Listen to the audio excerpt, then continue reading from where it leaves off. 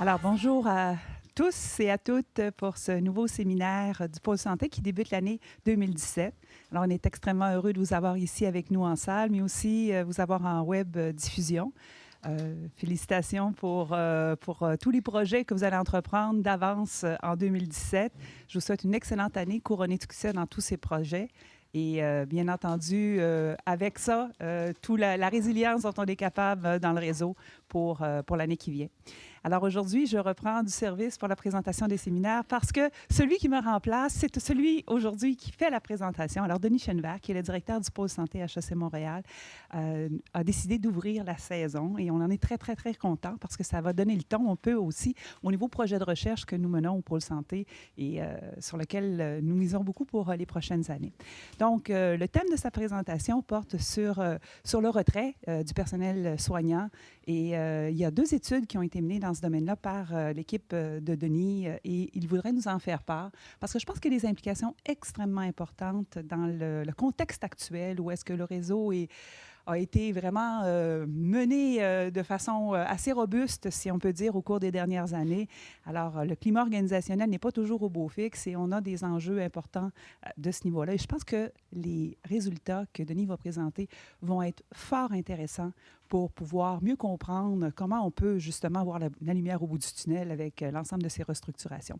Donc, sans plus attendre, je vais donner la parole à Denis et bien entendu, il y aura une période pour pouvoir faire un échange à la conclusion. Donc, merci beaucoup.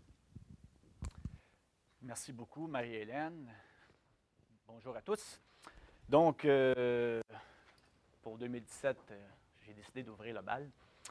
Et notre programmation, comme vous avez pu le voir sur notre site, va chercher de plus en plus à essayer d'intercaler des conférences plus pratiques avec des praticiens et des conférences un peu plus, je dirais, académiques pour avoir un peu, donc, un mariage entre l'aspect plus empirique, plus théorique et des applications pratiques par des praticiens sur le terrain.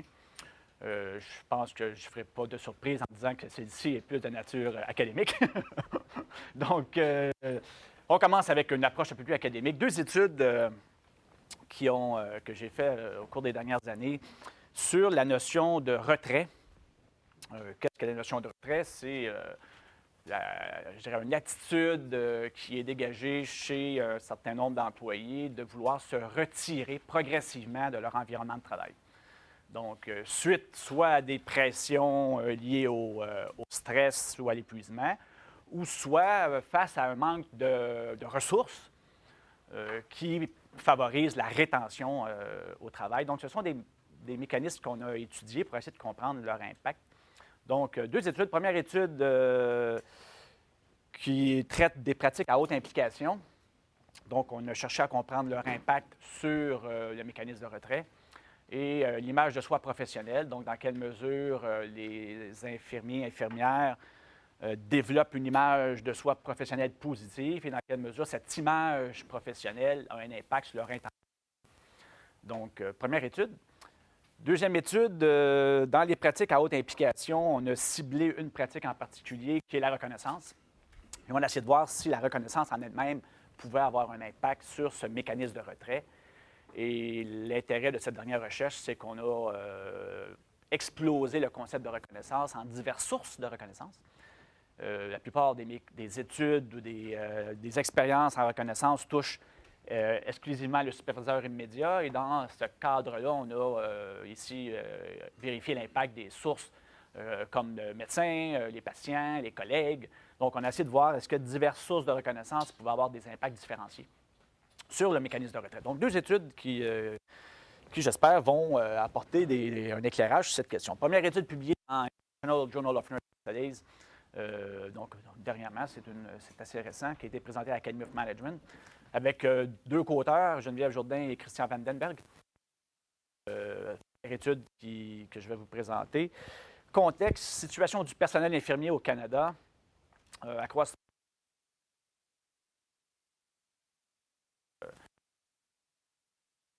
On le voit très bien depuis les 2 dernières années avec les restructurations qu'on vit dans le réseau.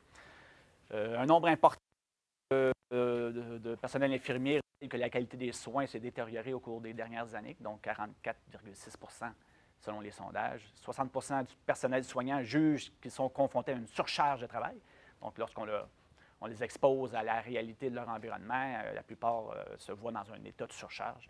41 du personnel soignant au Canada ont le sentiment de vivre un niveau élevé de détresse psychologique.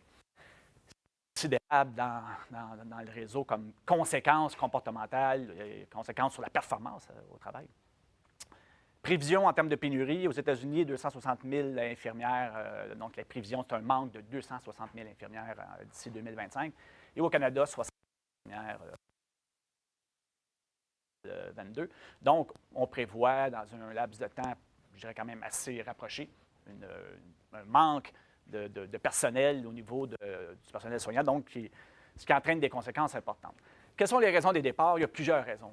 On ne les verra pas tous ici aujourd'hui dans les 2 études en question, mais on a dans d'autres études antérieures, pour ceux qui s'intéressent, le manque de support social, donc c'est une des raisons qui fait que les gens veulent quitter, le manque de contrôle sur leur travail, le manque d'influence, donc l'absence d'empowerment dans le travail est une des raisons. On a déjà fait une étude sur cette question. Le manque de leadership de la part des gestionnaires.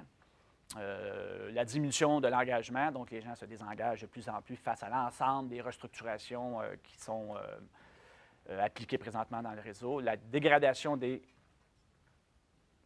relations de travail, le manque de stabilité dans l'emploi, donc les horaires variables, les horaires de nuit est un élément également qui implique un taux de roulement plus élevé chez le personnel soignant.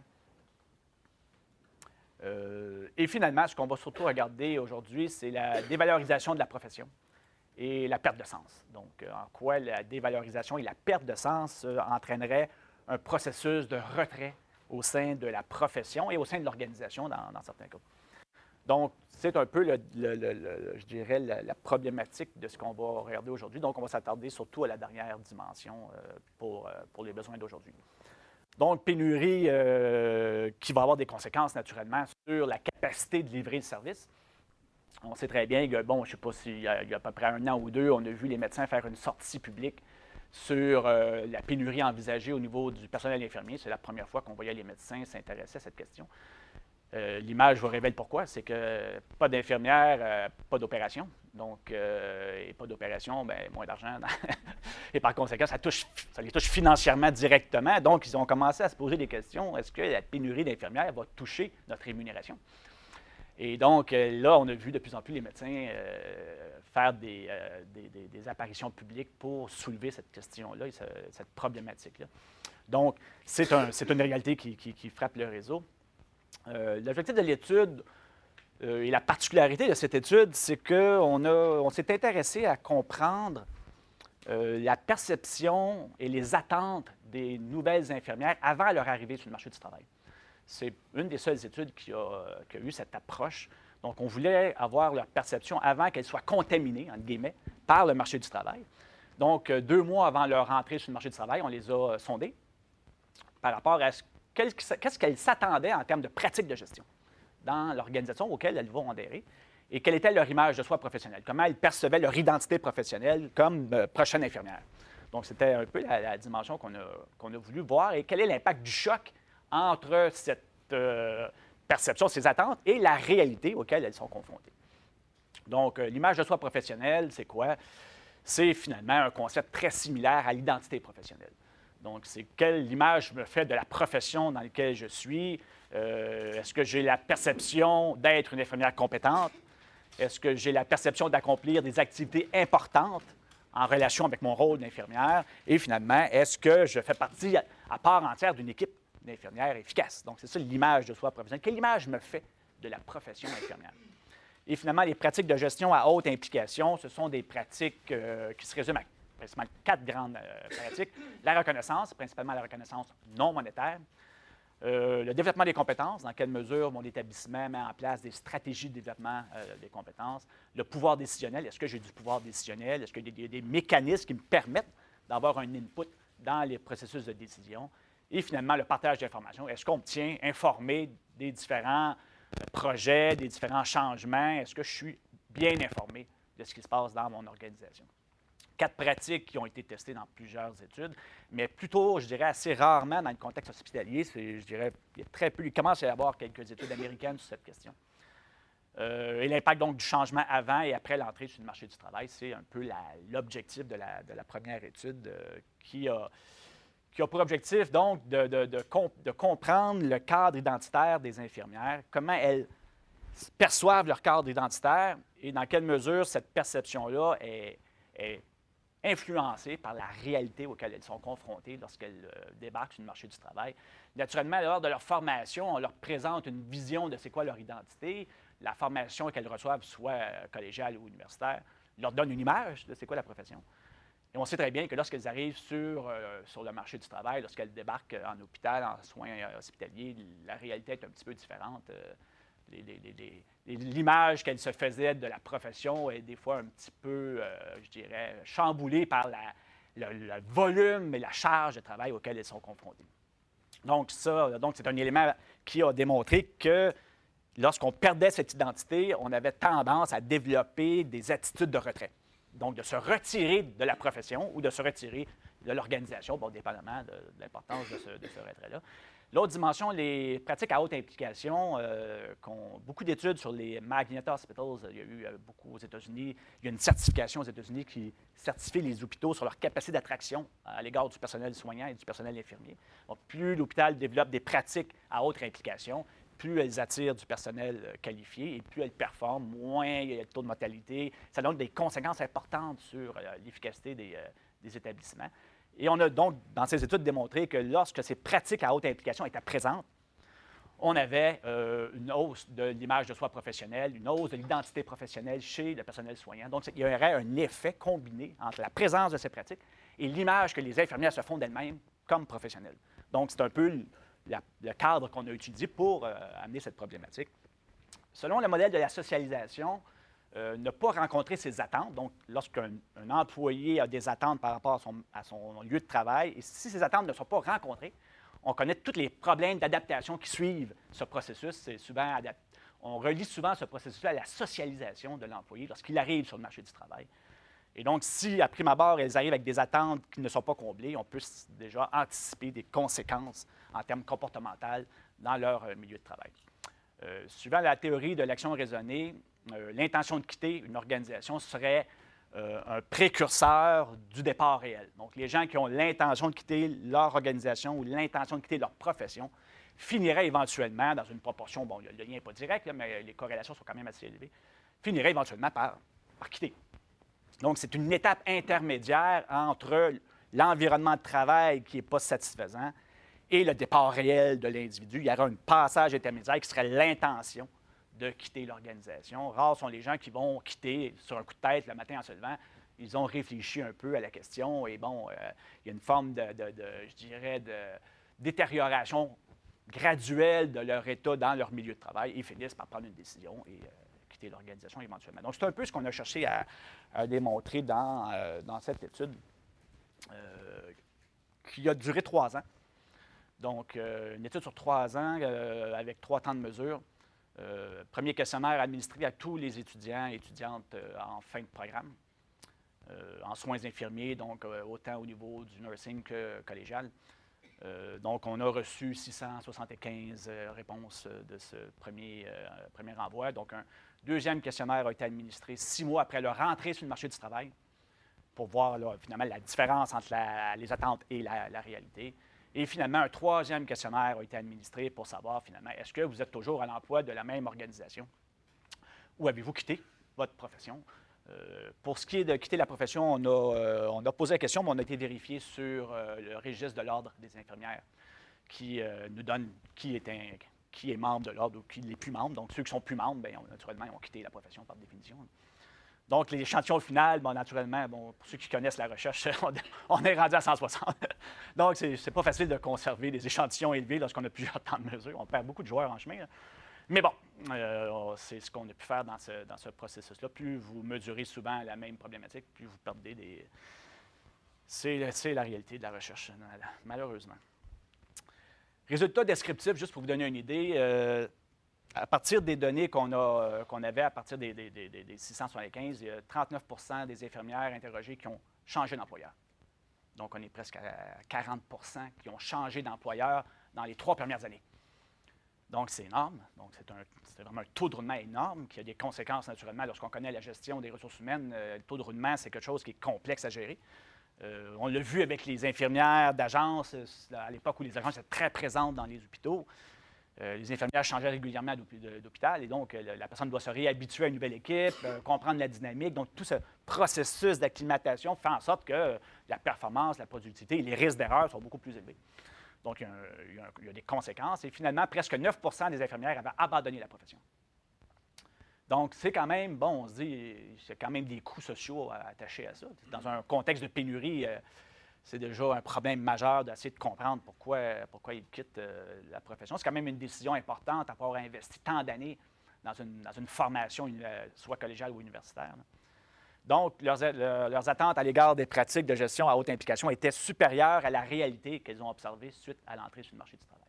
Autrement dit, leurs attentes étaient plus élevées que la réalité auxquelles elles ont été confrontées lorsqu'elles sont rentrées sur le marché du travail. Donc, c'est un peu le but de l'étude. Le résultat de cette recherche, bon, je ne veux pas trop rentrer dans les détails, là. Ce qu'on observe rapidement, c'est que en ayant contrôlé les effets des attentes des infirmières avant leur entrée sur le marché du travail, on observe que la perception des pratiques, donc la perception des pratiques à haute implication, avait un effet positif sur l'image de soi professionnelle. Donc, ça vient corroborer les études qu'on avait obtenues antérieurement aux États-Unis sur cette question. Donc, plus les infirmières, dans leur environnement de travail, perçoivent qu'il y a des pratiques à haute implication, plus leur image professionnelle, l'image de soi professionnelle augmente. Donc, ils ont une meilleure image de soi et moins ils ont l'intention de quitter. Donc, ils ont moins l'intention de quitter l'organisation lorsqu'elles perçoivent des pratiques à haute implication dans leur organisation. Toutefois, les pratiques à haute implication n'ont pas d'effet sur l'intention de quitter la profession. Donc, la profession ne serait pas reliée à l'implantation ou à la présence des pratiques à haute implication. Elle serait davantage reliée à l'image de soi professionnelle. Donc, celles qui n'ont pas une bonne image de soi professionnelle ont l'intention de quitter la profession. Donc, il y aurait comme deux phénomènes distincts, un phénomène lié à l'organisation et un phénomène lié à la profession, qui sont distincts l'un de l'autre. Mais les pratiques à haute implication ont quand même un effet indirect sur cette intention de quitter la profession via l'image de soi professionnelle. Donc, c'est un effet indirect. Donc, un effet de médiation, si on veut. Donc, si les pratiques ne sont pas présentes, l'image de soi professionnelle se détériore et cette image-là vient influencer l'intention de quitter la profession. Et finalement, au bout du compte, ceux qui avaient l'intention de quitter l'organisation ont quitté en plus grand nombre l'organisation au bout de 3 ans et la profession également. Mais il n'y a pas de lien entre l'intention de quitter la profession et le départ réel de la profession. Je vais vous expliquer pourquoi cette problématique-là. Mais grosso modo, c'est un peu ce qu'on a obtenu. Donc, ce qui est intéressant, c'est que lorsque tu contrôles les effets antérieurs de l'image de soi et des attentes sur les pratiques, tu mesures finalement le changement entre les deux.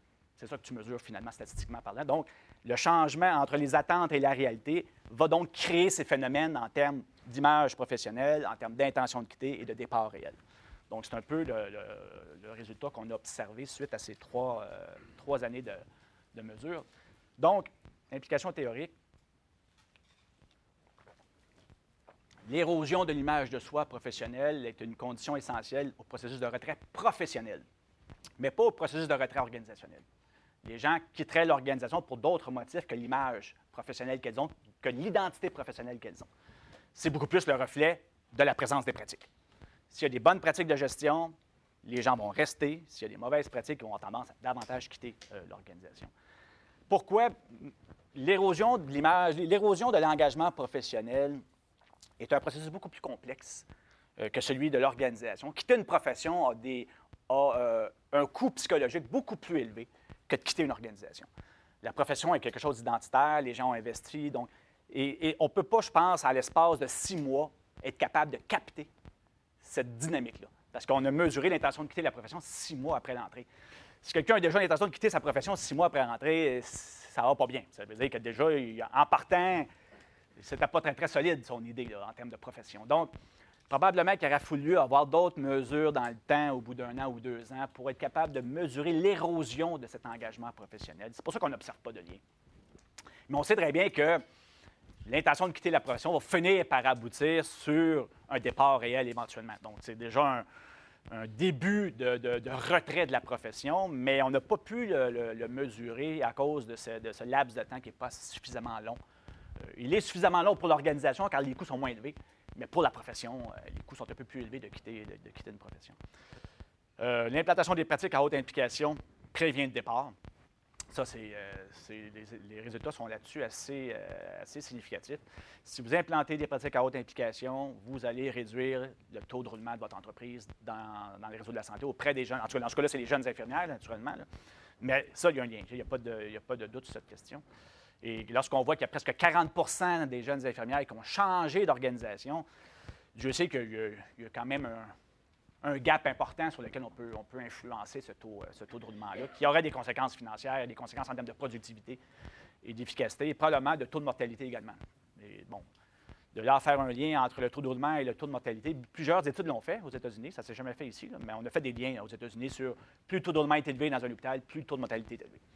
C'est normal parce que, bon, il y a des gens qui connaissent moins la pratique, connaissent moins la dynamique, ils finissent par faire des erreurs, et bon, il y a des conséquences à cette dynamique-là. Implication pratique de cette première étude, les administrateurs du réseau de la santé seraient avisés à implanter des pratiques à haute implication. Je pense que, bon, c'est pas d'aujourd'hui qu'on le dit. Aux États-Unis, ça fait longtemps qu'on en parle, mais au Canada, ça semble prendre du temps. On n'a pas de certification spécifique au Canada sur cette question. Aux États-Unis, il y a des certifications qui sont utilisées. Est-ce que ça serait l'occasion de mettre en place une nouvelle norme pour être capable d'amener les entreprises à vouloir s'investir dans l'implantation de ces pratiques? Les hôpitaux américains qui ont implanté ce type de pratique ont des taux de roulement de 60 inférieurs. C'est quand même énorme. C'est énorme comme conséquence sur le roulement du personnel infirmier et on sait qu'il y a un impact sur la qualité des soins. Il y a 6 fois plus de chances de voir des pratiques à haute implication dans un hôpital où la DRH est impliquée dans la formulation de la stratégie. Et souvent, les ressources humaines sont mises un peu à l'écart de la formulation de la stratégie de l'établissement.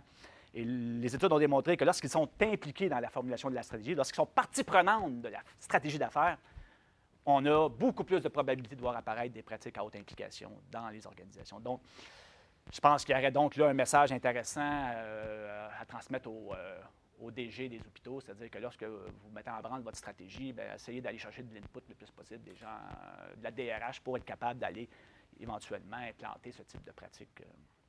Néanmoins, la majorité des hôpitaux n'ont pas encore implanté ce type de pratique. C'est encore très peu répandu. Il y a peu d'innovation en termes de gestion des ressources humaines. Et bon, il y a des raisons. Là. Je ne dis pas que c'est simple. Là. On est dans un cadre très structuré, très structurant, conventionné et légiféré par un ensemble de syndicats qui a des règles et des conventions qui laissent des fois un peu moins de place à l'innovation, mais beaucoup de ces pratiques ne vont pas à l'encontre des règles de la Convention. Donc, je ne pense pas que ce soit une raison suffisante pour ralentir l'implantation de ces pratiques. Donc, la plupart n'ont pas d'impact financier ni d'impact monétaire. Donc, normalement, ça ne devrait pas causer trop de problèmes là, auprès des syndicats. Donc, le niveau de compétence en gestion des ressources humaines des superviseurs de premier niveau pourrait être également un élément important, là, surtout auprès des nouvelles recrues. Les nouvelles infirmières arrivent dans un nouvel environnement de travail. Les superviseurs n'ont pas toujours les compétences en gestion des ressources humaines nécessaires pour être capables de bien appliquer les politiques de l'organisation.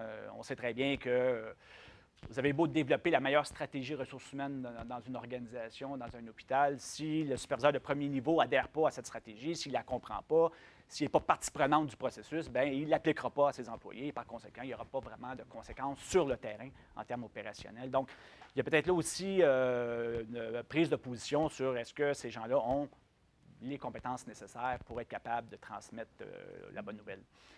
Nous croyons que les infirmières-chefs occupent une position centrale dans ce processus-là. On est sur du personnel infirmier. Au niveau de l'image professionnelle principalement, souvent en début de carrière, les jeunes infirmières vivent un niveau de stress très élevé.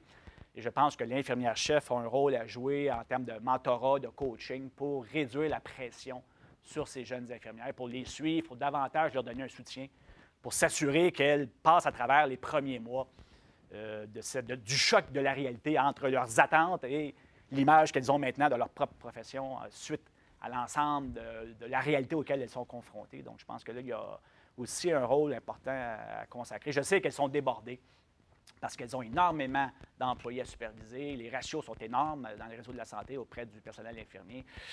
Bon, je sais qu'il y a eu certaines tentatives, certaines expériences dans lesquelles on a mis des infirmières-chefs adjointes pour s'occuper d'une partie des responsabilités, pour donner plus de temps à consacrer au coaching immédiat des nouvelles infirmières. Donc, je sais qu'il y a eu des expériences qui ont donné des résultats. Au CHUM, il y a eu des résultats intéressants sur cette question.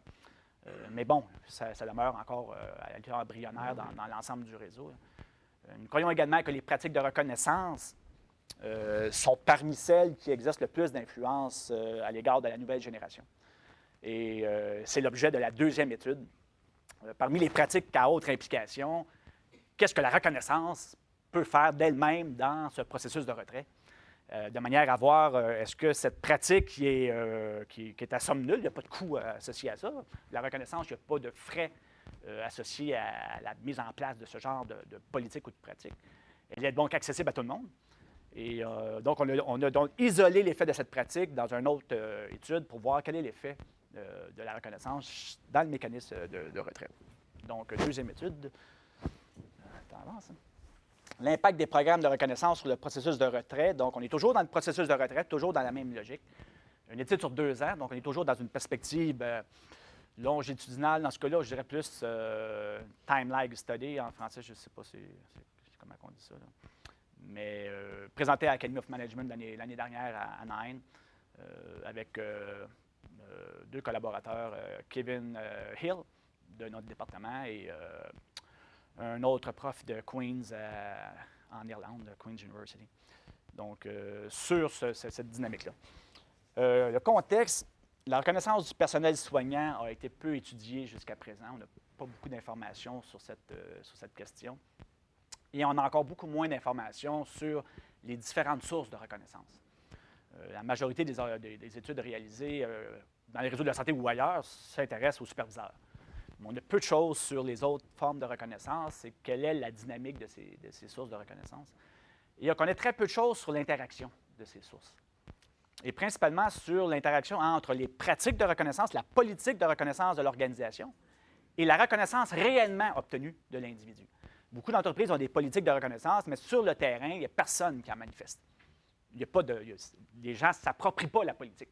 Et donc, on voit qu'une politique, on s'aperçoit qu'il y a quelque chose qui existe, mais sur le terrain, il n'y en a pas. J'en reçois pas de reconnaissance de mon superviseur, j'en reçois pas des médecins, j'en reçois pas des patients, j'en reçois personne. Donc, c'est ça qui nous a intéressés dans cette étude, de voir est-ce qu'il y a une forme de dichotomie entre la présence de politique et de pratique et le fait de recevoir soi-même, personnellement, de la reconnaissance au quotidien. Donc, c'était ça un peu la problématique donc, de l'étude. Donc, la reconnaissance non monétaire est une ressource efficace. Toutes les études dans tous les secteurs d'activité démontrent plus il y a de reconnaissance, plus il y a de comportement positif au travail. Il y a même des études épidémiologiques qui ont mesuré l'impact de la reconnaissance sur le taux de mortalité des employés. Et on a démontré que plus le superviseur donnait de la reconnaissance à ses employés, moins le taux de mortalité était élevé. Dans tous les secteurs confondus, une étude en Scandinavie. Donc, il y a un impact direct sur la santé même des gens. Donc, plus il y a de la reconnaissance, plus les gens sont en santé, plus ils se sentent bien physiquement, psychologiquement, et donc moins il y a de risques de décès cardiovasculaires. Bon, il y avait quelques maladies qui avaient été analysées dans cette étude. Donc, il y a un impact sur la santé des gens. Donc, ça m'apparaît donc un élément important, surtout dans le réseau de la santé.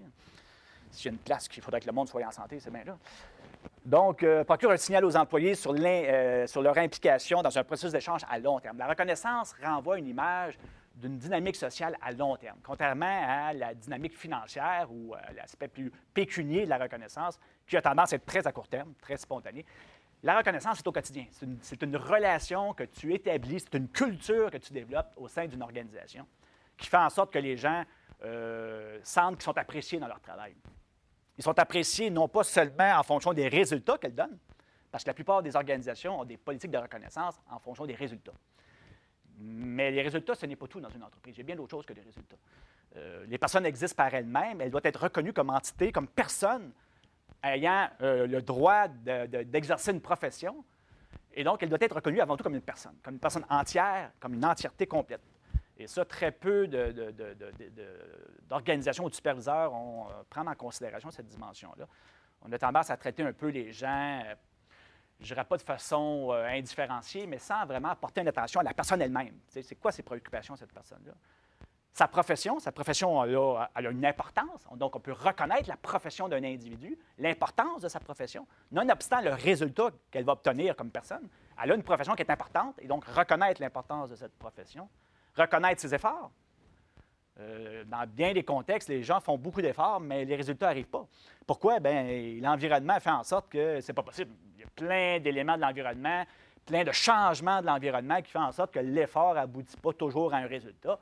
Mais si on ne récompense pas, si on ne reconnaît pas cet effort, les gens vont arrêter d'en faire et finalement, on n'aura jamais de résultat. Donc, il faut faire attention de toujours cibler les mêmes indicateurs de reconnaissance. Il faut donc ouvrir un peu sur une panoplie de possibilités de manière à reconnaître différents types de dimensions liées à l'individu.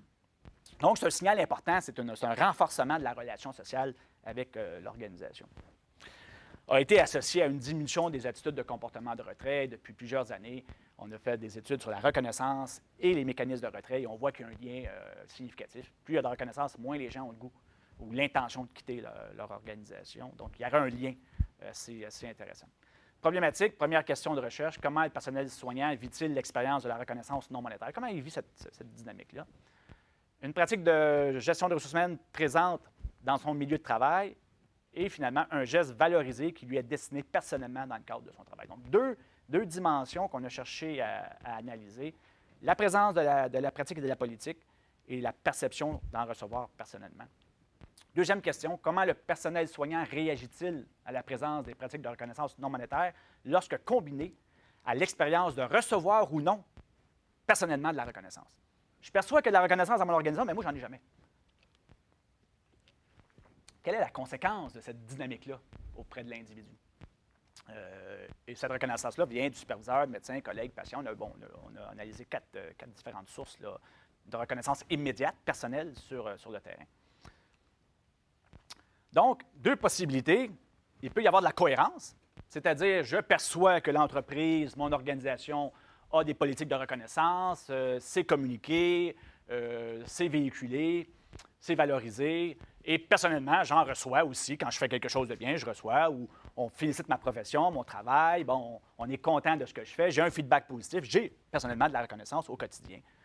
Donc, il y a de la cohérence. Il y a une expérience directe liée à la présence des pratiques générées sur la motivation. Et finalement, le degré par lequel le message véhiculé par les pratiques est consistant, cohérent avec l'expérience vécue par l'individu. Donc, plus il y a de la cohérence, plus on devrait normalement obtenir de résultats en termes de taux de roulement et d'intention de quitter. On devrait donc réduire l'intention de quitter, plus il y a de la cohérence. Et moins il y a de la cohérence, dans le cas de l'incohérence ou l'inconsistance, donc lorsque les pratiques de reconnaissance sont appliquées de façon inconsistante, les employés s'engagent dans un processus de comparaison sociale. Il existe beaucoup de... Je sens qu'il y a des pratiques de reconnaissance qu'on fait la promotion, mais moi, je n'ai pas le sentiment d'en recevoir. Et je vais me mettre donc à comparer ce que je reçois par rapport à l'ensemble de mes collègues de travail. Comment je conçois cette dynamique-là? Est-ce que je me sens dans une situation de ce qu'on appelle de privation relative, qui génère un sentiment de colère et de frustration? Il existe des pratiques dans l'organisation, mais moi, je n'en reçois jamais de reconnaissance. Donc, il y a une dysfonction entre ce que je perçois qui existe comme politique et ce que je reçois personnellement. Et cette dysfonctionnalité, naturellement, entraîne des conséquences néfastes chez l'individu en termes de relation avec son emploi, relation avec son organisation. Donc, c'est un peu l'objet de cette étude. Donc, reconnaissance et processus de retrait. Ce qu'on a voulu mesurer, donc, pratique de reconnaissance effectivement reçue, l'intention de quitter l'organisation, l'absentéisme, est-ce que les gens qui ont l'intention de quitter finissent par s'absenter davantage, et finalement, les gens qui s'absentent davantage, est-ce qu'ils finissent par quitter l'organisation éventuellement. Donc, c'est ce qu'on appelle le processus de retrait ou le mécanisme de retrait d'une organisation. Donc, temps 1, temps 2, temps 3, pour être capable de voir l'impact de ce processus-là. Interaction. Donc, dans quelle mesure la présence de pratique vient interagir avec la reconnaissance réellement reçue sur l'intention de quitter l'organisation, donc en fonction des 4 sources de reconnaissance. Donc, il peut y avoir cohérence ou il peut y avoir incohérence entre les deux dimensions analysées dans cette étude. Donc, c'est dans un hôpital qui venait d'implanter une nouvelle politique de reconnaissance. Donc, 214 répondants. Donc, on a voulu voir comment les gens réagissaient à cette nouvelle politique de reconnaissance. Temps 1, on a mesuré la reconnaissance, l'intention de quitter et les variables de contrôle. Temps 2, l'absentéisme. Temps 3, le départ volontaire de l'organisation. Naturellement, le départ volontaire, ça exclut tout ce qui n'est pas volontaire. Là, le départ à la retraite, bon, ce genre de trucs, là, transfert ou fin de contrat. Là. Donc, c'est les gens qui ont pris la décision de quitter par eux-mêmes. Là. Ce qu'on observe dans un premier temps, c'est que, effectivement, les pratiques de reconnaissance ont un impact sur l'intention de quitter. Donc, quand les gens perçoivent que l'organisation a vraiment mis en place des pratiques de reconnaissance et lorsqu'elles voient que la reconnaissance dans l'organisation, elles ont moins l'intention de quitter. Lorsqu'elles reçoivent personnellement de la reconnaissance, elles ont moins l'intention de quitter également, mais uniquement lorsque ça provient du superviseur. C'est la seule source qui agit sur l'intention de quitter. On était un petit peu déçus. On pensait que bon, les autres partenaires, les autres acteurs de l'organisation, surtout les médecins, auraient un impact, mais il n'y a pas d'impact direct sur l'intention de quitter l'organisation. Donc, mais ce n'est pas terminé, vous allez voir, il y a d'autres choses. Et il n'y a pas de lien avec l'absentéisme. L'absentéisme n'est pas une dimension intermédiaire dans le processus de retrait. Les gens qui ont l'intention de quitter ne s'absentent pas plus. Il n'y a pas de lien entre les deux. L'absentéisme est un phénomène qui reflète autre chose que l'intention de quitter. Ce n'est pas une dynamique qui est reliée à la notion de ressources, mais beaucoup plus reliée à la notion de demande, pour ceux qui connaissent le modèle demande-ressources. Donc, c'est beaucoup plus le fruit du stress, de l'épuisement, de la fatigue. C'est ça qui entraîne l'absentéisme, et non pas les éléments positifs de l'environnement de travail. Et ça, on l'a déjà démontré dans une autre étude. On voulait juste vérifier si effectivement c'était le cas dans un processus longitudinal. Il n'y a pas de lien. Donc, un lien entre. Mais il y a un lien entre l'intention de quitter et le départ. Ça reste toujours donc validé. Quand tu as l'intention de quitter, tu finis par quitter éventuellement. Donc, mais l'absentéisme, c'est un processus qui répond à d'autres dynamiques de l'environnement de travail, principalement l'épuisement professionnel, les problèmes psychosomatiques, ce genre de trucs-là amènent de l'absentéisme dans l'organisation. Résultat, c'est un petit peu compliqué comme structure. Premièrement, le superviseur. Donc, on va les traiter les uns en la suite des autres. Les résultats sont quand même assez similaires. Ce qu'on a cherché à comprendre dans un premier temps, c'est la relation entre l'interaction de percevoir des pratiques et d'avoir reçu personnellement de la reconnaissance. Premier cas, superviseur. L'axe des X, c'est la présence des pratiques de reconnaissance. Et l'axe des Y, c'est d'avoir reçu personnellement de la reconnaissance par le superviseur. Qu'est-ce qu'on peut observer? C'est que la pire situation, c'est ce qu'on appelle la situation de misfit, la pire situation, c'est lorsque je perçois des pratiques dans l'organisation, mais que je n'obtiens pas de reconnaissance personnellement. C'est la partie c'est cette partie ici. C'est là que vous voyez le taux de roulement, c'est ici. Le taux de roulement est dans l'axe des Z.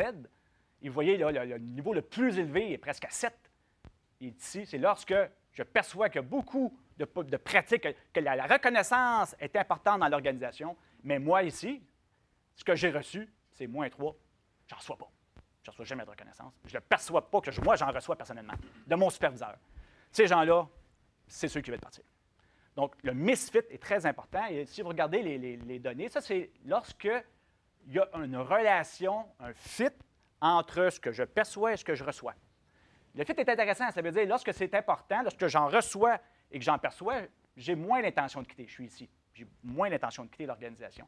Mais l'impact du misfit est beaucoup plus important lorsqu'on compare les pentes avec le fit. Autrement dit, c'est pire d'être en contradiction que d'être en accord. Donc, c'est intéressant comme conséquence en termes pratiques. On verra un peu par la suite. Mais il y a quand même une relation. Autrement dit, si je perçois qu'il y a des politiques de reconnaissance, que l'entreprise en fait la promotion et que j'en reçois, c'est bon. J'ai moins le goût de partir. Ça marche. Mais si je perçois qu'il y a des politiques, qu'il y a des pratiques de reconnaissance, mais moi, je n'en reçois pas d'aucune façon, je n'ai jamais assez de reconnaissance de personne, là, c'est un problème. Là, je veux partir. Donc, le misfit est beaucoup plus important en termes de conséquences. Et c'est le cas pour toutes les sources. Toutes les sources, on observe le même problème. Avec les médecins, c'est la même chose. Et c'est significatif. Autrement dit, si j'ai des politiques de reconnaissance, mais les médecins ne m'en donnent pas, j'ai le goût de partir. Même chose avec les patients.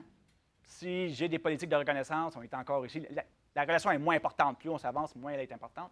Mais j'ai encore davantage le goût de quitter l'organisation lorsque je perçois les politiques, mais que les patients ne me reconnaissent jamais pour le travail que je fais. La seule place où on n'a pas de relation significative, c'est avec les collègues. Il n'y a aucune relation significative. la reconnaissance des collègues, qu'elle soit jumelée avec la présence des pratiques de reconnaissance, ça ne change rien dans l'intention de quitter. Il n'y a pas d'effet significatif.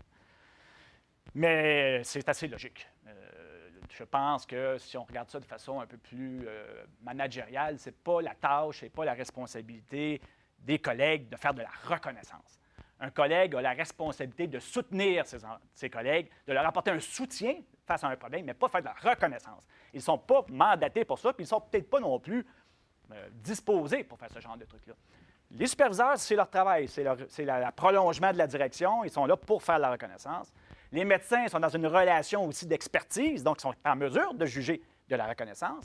Et les patients, bien, ils reçoivent le soin directement, donc ils sont en mesure de savoir si le soin a été convenablement offert. Donc, c'est plus logique avec ces sources qu'avec les collègues dans lesquels on n'a observé aucune dynamique par rapport à la reconnaissance. J'ai fait quelques autres, justement, en m'en venant ce matin. J'étais avec un de mes co-auteurs, puis on réfléchissait encore à cette étude-là. Et je disais, oui, mais bon, c'est intéressant, mais ça veut-tu dire que finalement, il n'y a jamais vraiment de situation gagnante dans le processus? Et on a donc, j'ai eu le temps tantôt de faire quelques petites analyses. Et donc, ce qu'on a observé, c'est qu'il y a aussi des interactions entre la présence des pratiques et la reconnaissance des médecins. Autrement dit, les médecins en eux-mêmes, seuls, n'ont pas d'impact sur l'intention de quitter. Mais lorsque les médecins font la reconnaissance et qu'il y a une politique de reconnaissance et une culture de reconnaissance dans l'établissement, ça a un effet sur l'intention de quitter. Ça réduit significativement l'intention de quitter. Même chose pour les patients. Si j'ai l'impression qu'il y a une politique, une culture de reconnaissance et que les patients me donnent de temps à autre de la reconnaissance, j'ai moins l'intention de quitter l'organisation. Donc, le fit a quand même un effet significatif sur l'intention de quitter. Donc, sauf que ce qui est important de retenir, le misfit est beaucoup plus significatif, beaucoup plus important comme conséquence que le fit dans ce contexte-là. Discussions, pratiques de reconnaissance non monétaires peuvent soutenir les efforts organisationnels pour retenir. Donc, il y a un effet. Si vous mettez en place des politiques de reconnaissance, vous allez réduire le taux de roulement. Si les superviseurs se font l'ambassadeur de la reconnaissance, vous allez également réduire encore davantage le taux de roulement. Et si vous êtes capable de réduire l'incohérence entre le message véhiculé et la réalité sur le terrain, vous allez réduire considérablement le taux de roulement de votre organisation. Donc, ça, c'est un des messages importants. Dans la mesure où les employés sont conscients de l'existence des pratiques qu'ils reçoivent, ils doivent recevoir également un niveau similaire de reconnaissance au quotidien de la part des différents acteurs de l'organisation. Les pratiques de reconnaissance non monétaire peuvent accroître le départ du personnel soignant dans le contexte où ce qui a été perçu comme culture et ce qui a été reçu n'est pas cohérent.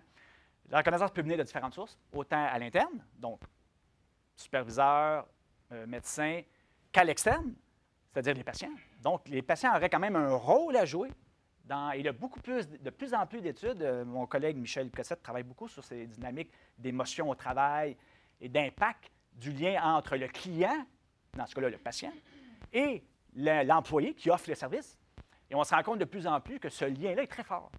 Une étude qu'on vient de terminer dernièrement montre que la reconnaissance des citoyens dans une municipalité augmente considérablement la productivité au travail. Donc, plus les citoyens offrent de la reconnaissance, par exemple, au col bleu, aux gens qui travaillent pour la ville, plus ces gens-là sont performants au travail. Donc, c'est quand même intéressant, cette dynamique-là, parce qu'on a tendance à penser que ce qui vient de l'extérieur n'est pas mandaté ou n'a pas un rôle à l'égard de la reconnaissance, mais on se rend compte que c'est un élément déterminant pour donner du sens au travail, parce que ce que ça fait, ça donne du sens au travail. Si moi, j'étais un col bleu, par exemple, dans une ville, puis qu'on connaît la réputation un peu des cols bleus dans les villes un peu partout, là, bon, c'est pas une très bonne réputation, et que j'ai que des messages négatifs de la part de la population, je finis par développer un sentiment que mon travail ne fait pas de sens. Et je perds ma motivation et mon engagement. Mais si je reçois de temps à autre un feedback sur mon travail de la part de ceux qui finalement en bénéficient, ça semble générer un effet de motivation qui donne du sens au travail et finalement, les gens sont plus productifs dans leur environnement. Donc, le patient joue un peu ce même effet-là à l'égard du personnel soignant. Donc, comment y arriver maintenant pour générer ce genre de réflexe-là? Il y a beaucoup d'organisations qui mettent, vous voyez depuis quelques années, un écriteau qui dit, par exemple, on n'accepte aucune agressivité envers nos employés, on n'accepte aucun abus verbal. Donc, il y a comme une forme de sensibilisation de plus en plus importante sur le rôle du client dans la dynamique de la relation clients, employés. Donc, il y a de plus en plus une sensibilité relativement à ça, et je pense que dans les réseaux de la santé, il y a quelque chose à faire dans cette direction-là.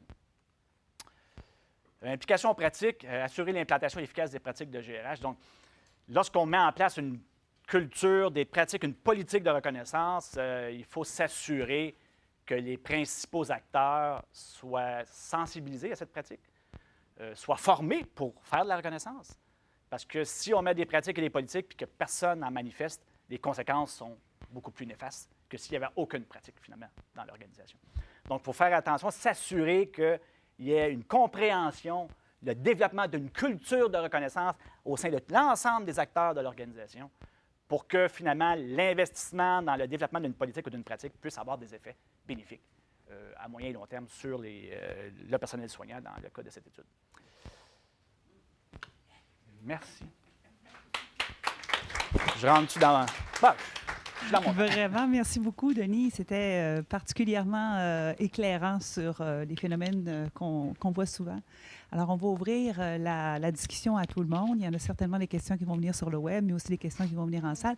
Je vais me permettre, pendant que tout le monde est en train de préparer leurs questions, de t'en poser une. Ben, vas-y. Au Québec, qui est en avance par rapport soit aux pratiques de reconnaissance ou l'ensemble des pratiques à haute implication? Je ne sais pas. Je ne peux pas te répondre. Tu parles dans tous les établissements qui ont... Je ne peux pas te dire. Je ne sais pas. Les 160 infirmières venaient de tous les établissements, donc je ne sais pas lesquels. Et je n'ai pas assez de nombre d'infirmières par établissement pour être capable de dire c'est quoi le portrait d'un établissement là, en particulier. Il faudrait faire sortir du garde-robe l'ensemble des DRH pour qu'ils nous fassent un peu un autre type d'étude pour oui. ce genre de... Non, je pense que ce serait intéressant d'avoir un palmarès. Mais je sais que le niveau est faible. C'est pas très élevé là, en général. Oui. Puis pouvoir aussi peut-être bénéficier justement des bonnes pratiques dans un secteur pour pouvoir les essaimer ailleurs. Faire du balisage.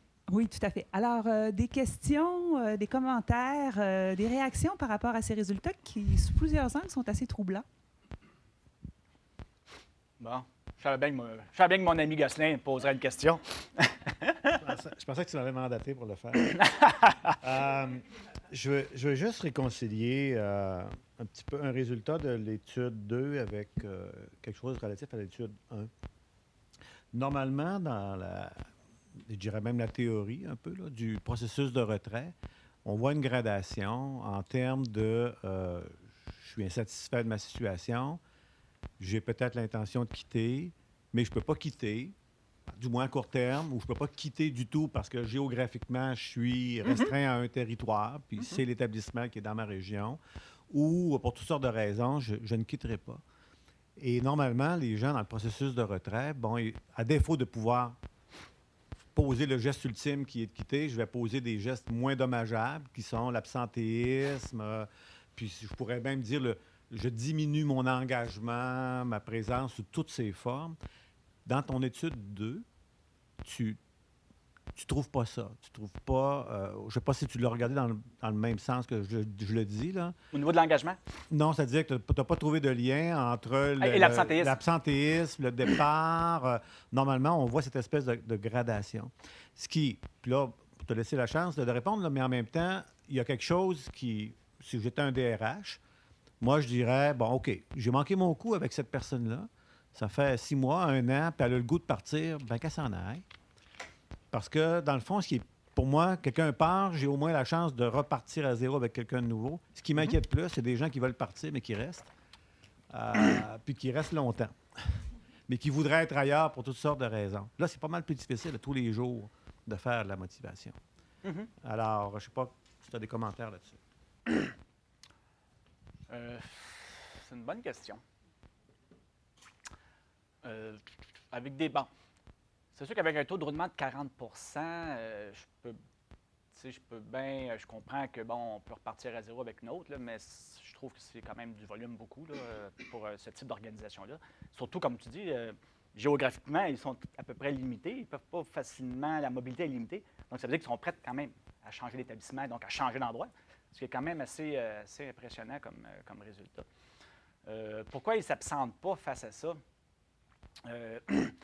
Il y a plusieurs explications qui sont structurelles. Si vous connaissez les réseaux de la santé, les journées d'absence sont payées. Donc, les journées d'absence que vous ne prenez pas vous sont remboursées. OK? Et c'est une façon pour les infirmières d'augmenter leur niveau de rémunération dans le réseau de la santé. C'est une des pratiques qu'on a observées depuis très longtemps qu'on étudie l'absentéisme. Une des pratiques qui est manifestée, c'est que même si j'aimerais m'absenter, je vais quand même être au travail parce qu'à la fin de l'année, on va me payer mes absences et ça représente un pourcentage assez important de leur salaire. Je ne me souviens plus du chiffre, mais on parle de 10 et plus de leur salaire, le nombre de jours qu'ils ont droit, mais qu'ils ne prennent pas.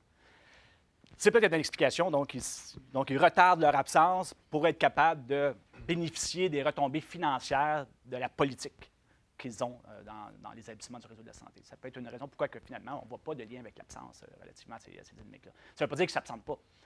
Ce qu'on a également observé, c'est que c'est pas mal toujours les mêmes qui s'absentent. On a fait des études sur le lien entre l'historique d'absence et les absences présentes, et on voit le plus grand déterminant, ce sont les absences passées. Donc, c'est comme s'il y avait un pattern dans un établissement entre ceux qui s'absentent dans le passé et qui s'absentent dans le futur. Il y a une corrélation de 0,65, je pense. Donc, c'est très fort. Donc, ça veut dire que c'est pas mal les mêmes. Donc, c'est comme limiter un certain nombre d'individus qui s'absentent année après année, régulièrement, dans le processus là, de retrait. Donc, c'est un peu plus complexe que ça, à cause de ces politiques et des conventions collectives qui leur donnent la possibilité de pouvoir bénéficier financièrement des absences non utilisées. Je ne sais pas si ça répond un peu à ta question.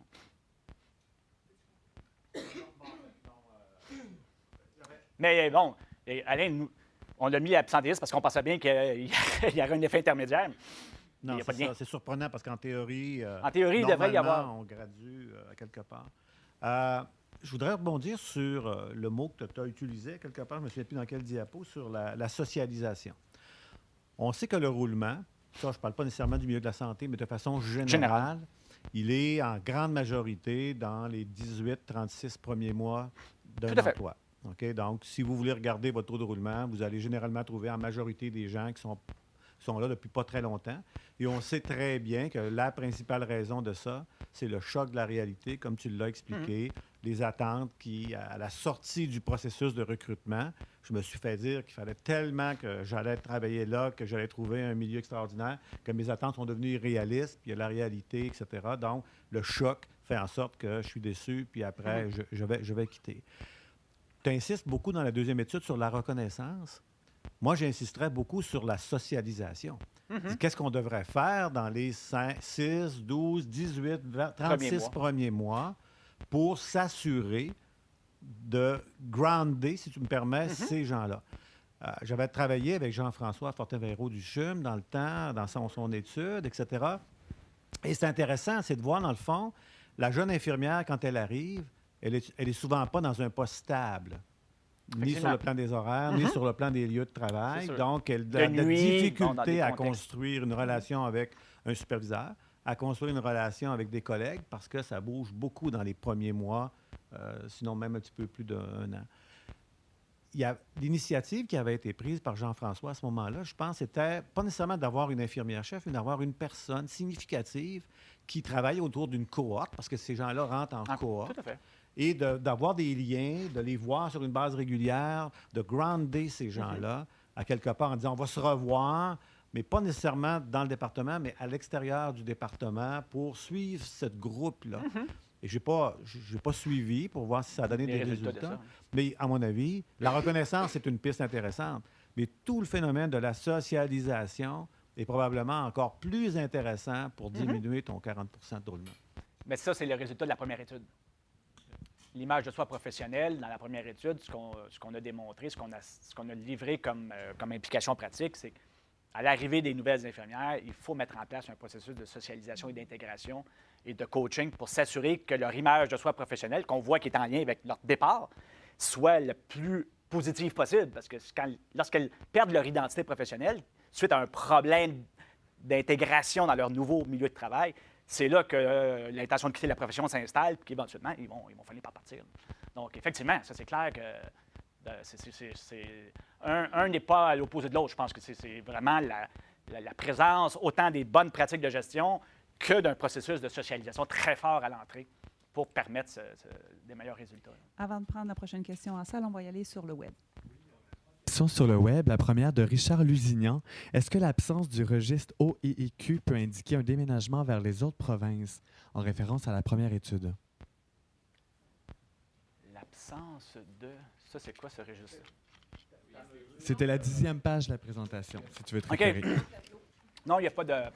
Il n'y a, pas de problème parce qu'on a demandé aux personnes en question si elles avaient quitté la profession, puis on a validé auprès du registre pour s'assurer qu'on avait une certaine correspondance, effectivement, pour éviter ce type de situation-là. Effectivement, on a pensé au fait que la personne pouvait avoir changé de province. Et donc, elle n'est plus membre de l'Ordre des infirmières du Québec, mais elle est encore infirmière dans une autre province. Effectivement, donc ça a été validé. Ils ont tous reçu un questionnaire leur demandant s'ils étaient encore dans la profession. Est-ce que ça se peut que quelqu'un qui n'a pas répondu au questionnaire avait quitté l'Ordre et effectivement, c'est possible. ça viendrait augmenter le 9 C'est possible, sauf qu'il n'est pas dans les 160 qu'on a à la fin. Il est pas dans ça pourrait même être si on n'a pas de prélevé, ça. réponse, la personne a été éliminée. On ne peut pas avoir de résultat. Deuxième question de Daniel Dubois. Le contexte de réforme du réseau de la santé au Québec peut-il avoir exacerbé la tendance au retrait du personnel soignant? Ça, c'est évident. On est après faire une étude sur justement l'adhésion au changement. Là, je pense, et on voit très bien que face à l'ensemble des changements, les personnels qui n'adhèrent pas à ces changements-là ou qui comprennent mal le changement finissent par quitter l'organisation. Donc, ça a effectivement, plus tu amènes des changements rapidement et des changements drastiques, dans un contexte où les gens ne sont pas impliqués à l'origine du changement et qui n'ont pas été consultés au changement, ça va générer par définition des problèmes en termes d'adaptation et finalement des possibilités en termes de retrait. Notre prochaine question est en salle. Pouvez-vous vous nommer, s'il vous plaît? Oui, bonjour, je m'appelle Sophie Gravette, je suis coordonnatrice pour la néonatologie au CHU Sainte-Justine. Ça fait 15 ans que je suis gestionnaire en santé, puis l'aspect de la reconnaissance, ça revient et ça revient et ça revient. C'est le jour de la marmotte. On a beau tout essayer, tout faire pour reconnaître au quotidien le personnel. Moi, la grande observation que j'ai, c'est que le personnel soignant, les infirmières, leur définition de reconnaissance, quand tu les questionnes à savoir qu'est-ce que vous voulez qu'on fasse comme reconnaissance, ils ne sont pas capables de mentionner de petits gestes. Ils s'attendent à de la grande reconnaissance à grande échelle. Le petit geste de tous les jours, bonjour, comment ça va, comment était ta fin de semaine, ça, pour moi, c'est de la reconnaissance. C'est une forme. C'est une forme de reconnaissance, mais le personnel soignant, ça n'est pas ça pour eux, de la reconnaissance. Okay. Leurs attentes par rapport aux méthodes de reconnaissance sont irréelles. Vraiment, sont irréelles. Puis on gère une unité, Martin et moi, de plus de 300 infirmières. Fait que de faire de la reconnaissance auprès, puis ce qu'ils souhaitent, c'est de la reconnaissance personnelle, one-on-one, de manière régulière et constante. Fait que c'est difficile de faire ça à grande échelle. À 300 personnes. À 300 personnes, dans une unité de soins critiques. Tu pourras parler après. Puis, je suis vraiment pas surprise de votre étude. Ça fait juste valider puis tout ça. Je suis cependant surprise pour la reconnaissance de la part de l'équipe médicale parce que c'est ce qu'on entend souvent, qui manque de reconnaissance, qui ne sont pas écoutés par l'équipe médicale. Puis c'est ce qu'on entend souvent. Fait que je suis vraiment surprise de voir que ça ne sort pas dans votre étude. Puis un troisième élément, ce qu'on voit maintenant, ce qui est nouveau, c'est que les infirmières, les jeunes recrues ont soif de s'accomplir et de se développer, mais à une vitesse phénoménale. On a des recrues qui arrivent sur le marché du travail, puis au bout d'un an et demi, viennent nous voir et on dit « J'ai fait le tour du propriétaire, j'en veux plus, je stagne, j'ai besoin de plus ». On ne voyait pas ça avant. C'est bien, c'est une belle... C'est quand même très positif. Mais pour le supérieur, de devoir nourrir cette soif-là, c'est un défi quotidien. C'est pas lié aux infirmières. Ce phénomène, le rapport avec le temps est très différent chez la nouvelle génération comparativement aux générations antérieures. Donc, le rapport avec le temps, la rapidité avec laquelle les choses doivent se passer a énormément accéléré. Il y a plein de raisons pour ça. Là. Bon, les médias sociaux, tout ce qui amène à une accélération du temps. Et donc, ils sont tous dans cette logique-là, dans tous les types d'organisations. Ils rentrent et ils veulent de jeunes promotions. Donc, ils ne sont pas prêts à faire le temps nécessaire. Il faut qu'ils avancent. Ils finissent rapidement à tomber dans un état de sentiment de plafonnement. Et plafonnement de contenu, là, principalement. Donc, il faut les stimuler par d'autres tâches, les confronter à d'autres types de clientèle, les changer d'équipe. Donc, il faut trouver des manières de créer de la mobilité qui n'est pas nécessairement verticale, parce que c'est pas possible. Là. Trouver des façons de restimuler, de régénérer des défis pour que, ce sentiment de plafonnement, redescende, puis qu'on est bon pour quelques mois. Ça, c'est effectivement, bon, pour ta question sur la reconnaissance, effectivement, je le soulignais, c'est pas simple là, dans une unité de soins, parce que 200-300 infirmières, comment tu fais pour être capable d'entrer en contact avec chacune? C'est presque humainement impossible, là, mais bon, c'est ce que les résultats disent. Puis par rapport aux médecins, ça ne dit pas que les médecins n'ont pas d'influence sur le mécanisme de retrait. Ce que ça dit, c'est que si j'ai que le médecin qui me reconnaît, mais que je ne suis pas dans une culture de reconnaissance au niveau institutionnel, ça ne semble pas avoir d'effet. Il faut qu'il y ait une combinaison, une interaction entre les deux. C'est ça qui semble. En tout cas, dans ce cas-là, c'est significatif, ça fonctionne. Donc, c'est un peu différent. Ma question est par rapport à ça aussi. Mon nom, c'est Martin Racharza, je suis le chef d'unité de la néonate à Sainte-Justine. Puis, je reviens au misfit line entre ce que je perçois et ce que je reçois. Avec les 300 personnes, c'est très difficile de rejoindre tout le monde. J'ai quasiment peur d'en léser quelques-unes au profit d'en favoriser quelques-unes. C'est là le misfit que je m'embarque dedans. Fait que je suis dans... C'est un très petit carré de sable de reconnaissance, je trouve, de pouvoir avoir la bonne tonalité. C'est ça, c'était comme un couteau à deux tranchants, cette histoire-là. Ouais. Alors, effectivement, parce que l'employé finit par se fixer un point de comparaison, un point avec lequel il évalue son niveau de reconnaissance. Et donc, s'il voit que certains de ses collègues reçoivent la reconnaissance assez souvent, mais que lui, il n'en reçoit jamais, c'est là que on voit les conséquences, le misfit, qui sont drastiques. Donc, il se fixe un point, il dit, bon, ben c'est à peu près ça la reconnaissance dans l'organisation, mais quand je compare avec moi ce que je reçois, il y a un misfit, ça ne fonctionne pas. Et là, bon, ça semble avoir des effets dommageables chez l'individu, qui seraient peut-être moins dommageables si, finalement, on n'avait pas cette dimension reconnaissance qui est perçue à l'ensemble de l'organisation, qui est supérieure à celle que la personne reçoit elle-même. Donc, c'est effectivement, c'est touché, c'est touché. C'est la notion d'équité. C'est le sentiment d'équité. Je me compare toujours à ce que les autres reçoivent. Puis si je sens que j'en mérite et j'en reçois pas, c'est bien plus dommageable que si finalement, bon, tout le monde est à peu près égal. Puis qu'il n'y a pas grand-chose qui se passe, il n'y a pas beaucoup de reconnaissance. C'est toujours touché, hein, les ressources humaines. Il n'y en aura pas de facile dans les ressources humaines. Il ne faut pas se leurrer. Alors, on a une autre question qui vient du web. Question qui vient en deux parties de Michel Forêt. Un taux de roulement de 40 pour les infirmières en début de carrière. Qu'en est-il des autres professionnels, tant dans le réseau qu'à l'extérieur? Inférieur ou supérieur? Et on a Guy Desrosiers qui rajoute le 9 de changement de profession est-il inclus dans le 40 de changement d'employeur? Sinon, on parle de près de 50 de départ. Première question, je n'ai pas la réponse. Je ne connais pas le taux de roulement des autres professions dans le réseau de la santé. Je ne pourrais pas dire. Je sais que ce que je peux dire, c'est que chez les techniciens, ils risquent d'avoir des taux de roulement prochainement à cause d'un certain nombre de transformations organisationnelles qui se passent en ce moment, là, présentement. Tout le projet OptiLab a des impacts sur l'assignation des techniciens dans les laboratoires régionaux. Donc, il y aura peut-être des conséquences chez cette catégorie de personnel. Mais je n'ai pas d'études, je n'ai pas de données sur cette question-là, sur les autres catégories. La deuxième question, c'était... Raphaël, tu peux me répéter la deuxième partie, s'il te plaît? Oui. Demande de précision. Est-ce que le 9 de changement de profession est inclus dans le 40 de changement d'employeur? Sinon, on parle de près de 50 de départ. Je ne sais pas. Je n'ai pas analysé, je n'ai pas vérifié si les gens qui ont quitté la profession avaient également au préalable quitté leur organisation. Je ne sais pas. Il faudrait que je vérifie. C'est vérifiable. Ce ne serait pas problématique, là, mais je ne l'ai pas vérifié. Prochaine question de Réal Jacob. Une question. Tu sais, quand on regarde les travaux de Jean-Pierre Brun sur la reconnaissance au travail, Jean-Pierre sépare, dans le fond, la reconnaissance existentielle de la reconnaissance instrumentale.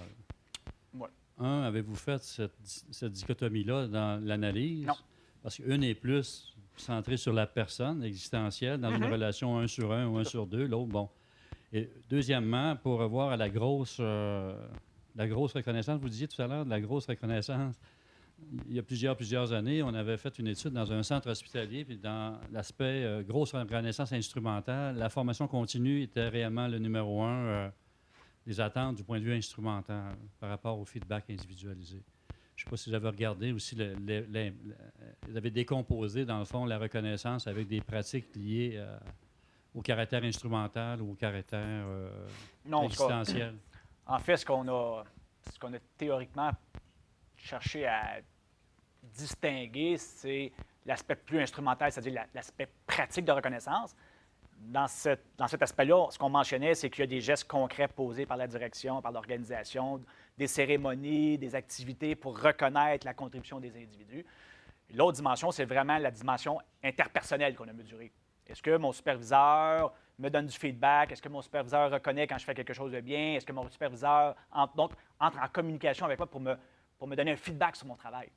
Donc, on est près de l'existentiel dans ce contexte-là. Donc, quand je reçois personnellement de quelqu'un qui est en lien direct avec mon travail, on est vraiment près de la reconnaissance existentielle. Lorsque c'est plus institutionnalisé, ou que des pratiques, des événements, des trucs comme ça, là, on est vraiment au niveau de la pratique et de la politique de reconnaissance. Donc, c'est un peu de même qu'on les a distingués, mais on n'a pas rentré dans... Parce que tu présentes 2 dimensions, mais il y en a plus que 2. Là. Il y en a 4 dans le modèle. Là. Donc, on n'a pas distingué chacune des dimensions. Là. On a pris existentiel versus instrumental. On va prendre une dernière question du web. Pas tarder, on va l'ajuster un peu. Il censure les questions. Peut-être qu'il y en a d'autres en complément ici. On va y aller avec Madame. Pouvez-vous nommer? Bonjour, mon nom c'est Céline Coué. J'ai une question très facile, très simple, je pense. Dans votre exposé, vous avez parlé de pratiques et programmes de reconnaissance. Et je pense qu'il y avait le mot non monétaire. Est-ce qu'on doit comprendre que c'est juste une question de volonté au départ ou qu'il y a d'autres facteurs qui peuvent expliquer que ce ne soit pas mis en place par les différents systèmes? C'est purement une question de volonté, effectivement. Mettre en place une politique, des pratiques de reconnaissance, c'est pas un investissement financier. Bon, il y a quelques éléments à mettre en place, mais ça reste que c'est pas... C'est une pratique où les coûts versus les retombées sont probablement les plus efficaces, parce qu'il n'y a pas énormément de coûts associés, contrairement à une politique de développement des compétences dans laquelle, là, tu dois investir, parce que, bon, il y a quand même un investissement important à faire. Dans une politique de reconnaissance, il n'y a pas énormément d'investissement à faire dans cette dynamique. C'est vraiment plus une prise de conscience. C'est vraiment l'intérêt d'implanter une culture relativement à cette dynamique-là. Je pense que c'est ça qui est le cœur de la question. Bon, peut-être les gens chez Sainte-Justine ont peut-être des choses à dire sur cette question-là, mais c'est bon, il n'y a pas comme tel de coût énorme associé à ce genre de dynamique-là. Je n'ai pas une question, mais j'ai peut-être un élément de réponse à la question qui avait été posée sur le taux de roulement. Il n'y a pas personne vraiment qui recense le taux de roulement inter-entreprise de façon générale, sauf qu'il y a quelques petites études qui ont été faites là-dessus. Et en moyenne, on arrive à peu près à 36-37 % de taux de roulement dans les organisations. Faites attention, de grands écarts. Si vous allez dans le milieu du commerce de détail, il n'est pas rare d'avoir des taux de roulement de 100 et 110 %. OK? Maintenant, on ne parle pas de professionnels, là, bien sûr. On va parler beaucoup de gens temporaires et tout. Mais si vous allez dans le milieu de l'éducation, vous allez trouver aussi beaucoup de départs et beaucoup de gens à 5 ans, là, c'est la norme que les gens utilisent. Après 5 ans, il y a combien de gens qui restent dans la profession? Et là, vous avez des taux de départ de la profession très élevés également. Donc là, on parle de professionnels qui ont lourdement investi dans une formation. Et donc, c'est pas rare des taux de roulement élevés, malheureusement. Non. Ce qui est intéressant dans ce que tu dis, Alain, c'est aussi beaucoup d'études ont démontré que, effectivement, il y a des écarts importants entre les secteurs, mais il y a également des écarts importants dans un même secteur d'activité. Donc, bon, SAS Institute, tu connais, Alain, bon, c'est une entreprise en haute technologie, ils ont un taux de roulement d'à peu près 5 % alors que le secteur, c'est 25 %.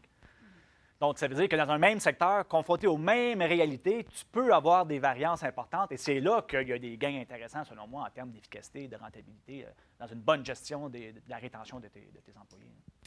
Notre question du web est prête? Oui, la question de Cara Sigouin a passé l'assurance qualité.